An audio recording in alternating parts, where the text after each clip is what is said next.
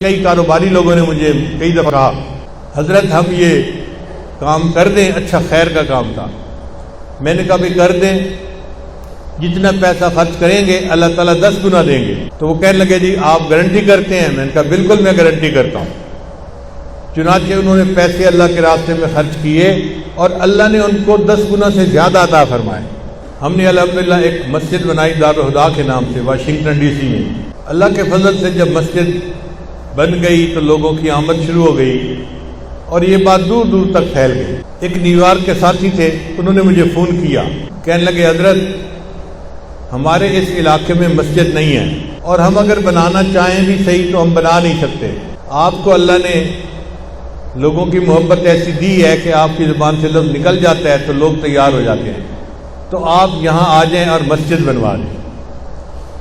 ہم نے کہا ٹھیک ہے بھائی، ہم اللہ اور اس کے رسول کے لیے ہجرت کرتے ہیں۔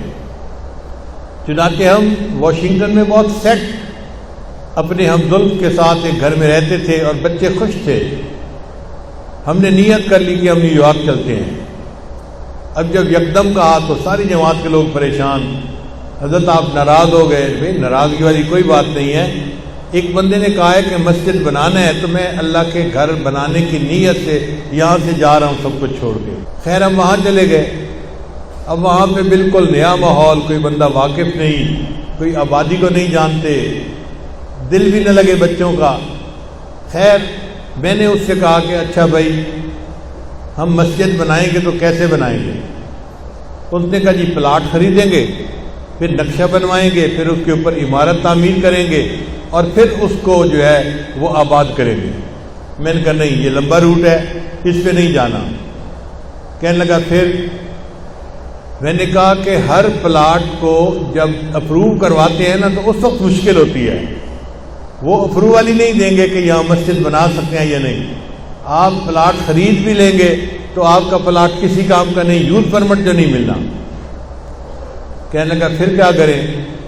میں نے کہا اس کا ایک طریقہ یہ ہے کہ جو جگہ پہلے سے ہی عبادت کی نیت سے بنی ہوئی ہے نا اس کو خریدیں، اس پہ تو ہمیں یوز پرمٹ لینے کی ضرورت ہی نہیں، اس لیے کہ وہ تو بنی عبادت کے لیے ہے۔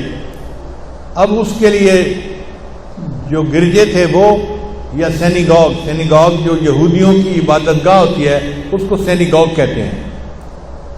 اچھا عیسائی جو ہیں یہ گرجے بیچ دیتے ہیں، یہودی اپنی عبادت گاہ نہیں بیچتے۔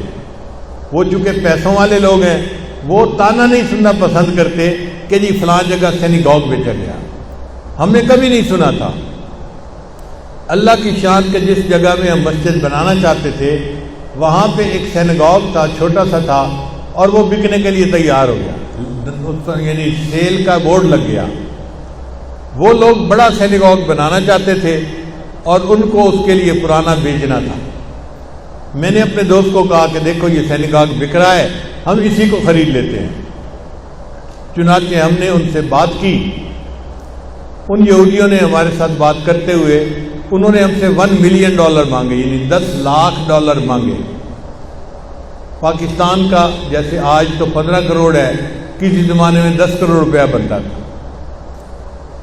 ہم نے ان سے بات کر کے کچھ پیسے کم کروائے تو وہ 9 لاکھ تک آمادہ ہو گئے، جی ہم آپ کو 9 لاکھ میں دے دیں گے۔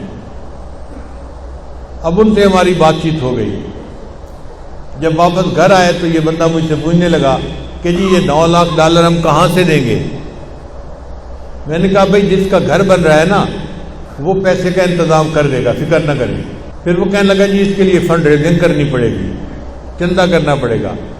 میں نے کہا بھائی ہم نے زندگی میں کبھی چندہ تو کیا نہیں ہے، نہ ہمارے بزرگوں نے ہمیں ایسا سکھایا ہے۔ کہنے لگا پھر مسجد کیسے بنے گی؟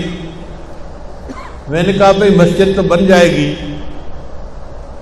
اگر کوئی بندہ $9 لاکھ خرچ کر دے تو اللہ اس کے رزق میں بہت برکتیں دیں گے اور اس کو اس کے پیسوں سے 10 گنا زیادہ واپس دے دیں گے۔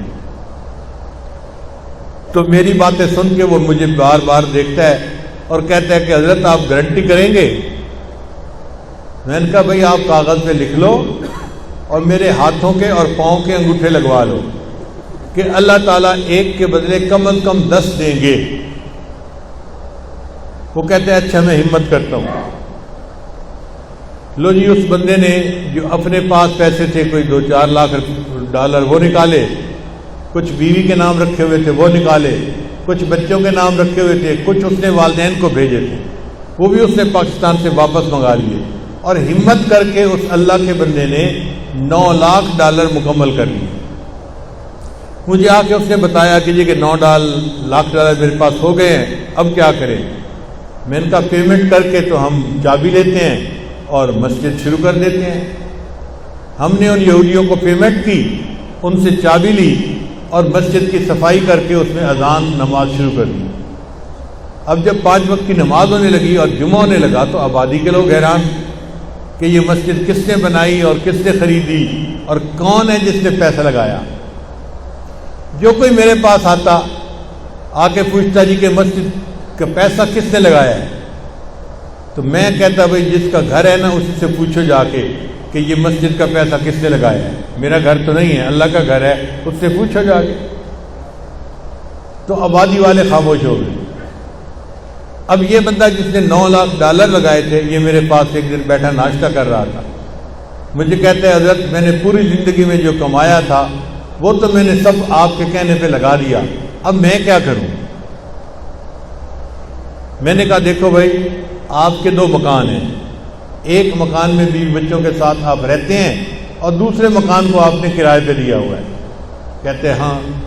میں نے کہا وہ جو دوسرا مکان کرائے پہ دیا ہوا ہے نا اس کو بیچ دیں اور جو پیسہ آپ کو ملے اس سے آپ اور کوئی مکان خرید لیں اور پراپرٹی کا کام کرنا شروع کر دیں۔ وہ پراپرٹی کا کام کرنے والا بندہ تو نہیں تھا، مگر میرے کہنے پہ اس نے 4 لاکھ ڈالر میں مکان بیچا اور پھر اس سے ایک اور مکان خریدا، پھر اس میں پروفٹ ہوا تو اور مکان خریدا اور اس نے ریئل اسٹیٹ کا کام ہی شروع کر دیا۔ ہم 3 سال وہاں پر رہے، تیسرے سال فجر کی نماز کے بعد وہ میرے پاس آ کر بیٹھا، کہتے ہیں اللہ نے آپ کی زبان کی بات پوری کر دی۔ میں نے پوچھا کیا ہوا؟ کہنے لگا حضرت میں مسجد میں باوضو بیٹھا ہوں اور اس وقت آپ کو بتاتا ہوں کہ میں 9 ملین ڈالر کی پراپرٹی کا مالک ہوں۔ اس وقت 9 لاکھ ڈالر دیے تھے، اللہ نے 10 گنا اس کو واپس پہنچا دیا، وہ 9 ملین کی پراپرٹی کا مالک بن گیا۔ اتنا پیسہ اللہ نے اس کو دیا۔ لہذا جو بندہ اللہ کے گھر پہ لگاتا ہے یا اللہ کے راستے میں لگاتا ہے کم از کم 10 گنا، ورنہ اگر زیادہ توکل ہو تو 20 گنا، 50 گنا، 100 گنا، 700 گنا، واللہ یضاعف لمن یشاء بغیر حساب۔ اللہ اس کو بھی جتنا چاہے بڑھا دیتے ہیں، اتنا اللہ واپس عطا فرماتا ہے۔